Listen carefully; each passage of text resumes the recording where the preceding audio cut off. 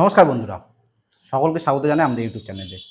আপনারা জানেন পশ্চিমবঙ্গে প্রথম দফার ভোট হয়ে গেছে।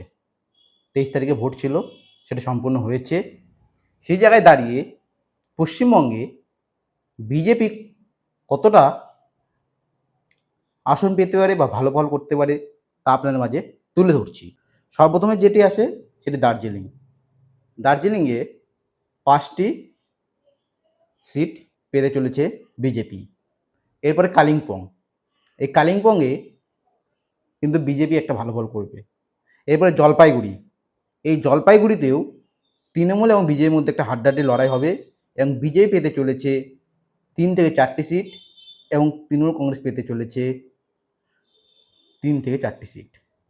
এরপর কোচবিহার।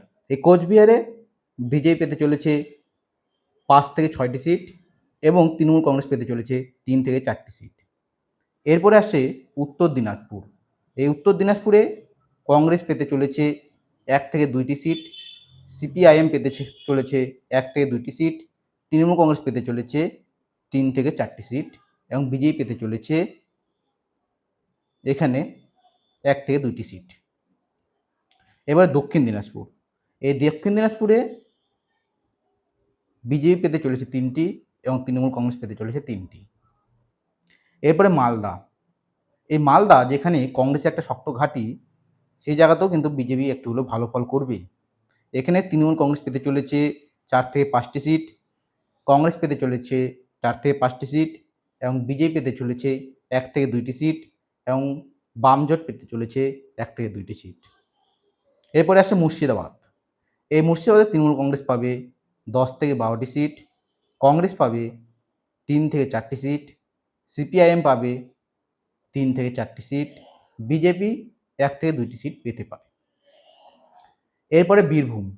এই বীরভূমে বিজেপি কিন্তু 1 থেকে 2টি সিট পেতে পারে এবং বাদবাকি সব তৃণমূল কংগ্রেস পাবে। এরপরে পুরুলিয়া। এই পুরুলিয়ায় বিজেপি 5 থেকে 6টি সিট পেতে পারে এবং তৃণমূল কংগ্রেস 3 থেকে 4টি সিট পেতে পারে। এরপরে আসছে বাঁকুড়া। এই বাঁকুড়াতে বিজেপি পেতে পারে 6 থেকে 7টি সিট এবং তৃণমূল কংগ্রেস পেতে পারে 4 থেকে 5টি সিট। এরপরে আসছে ঝাড়গ্রাম।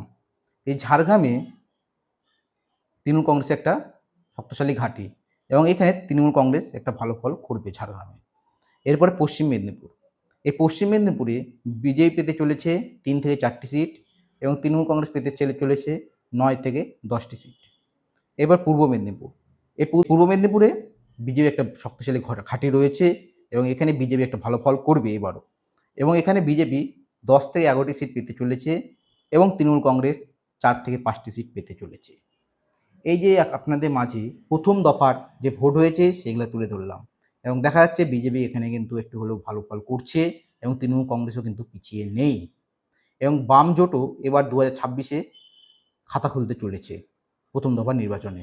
আপনাদের কি মনে হয়? আপনাদের মতামত অবশ্যই কমেন্ট করে জানাবেন এবং ভিডিওটাকে বেশি করে শেয়ার করবেন যেন সকলের মাঝে পৌঁছে যায়। ভালো থাকবেন বন্ধুরা, দেখা হচ্ছে পরবর্তী কোনো ভিডিওতে।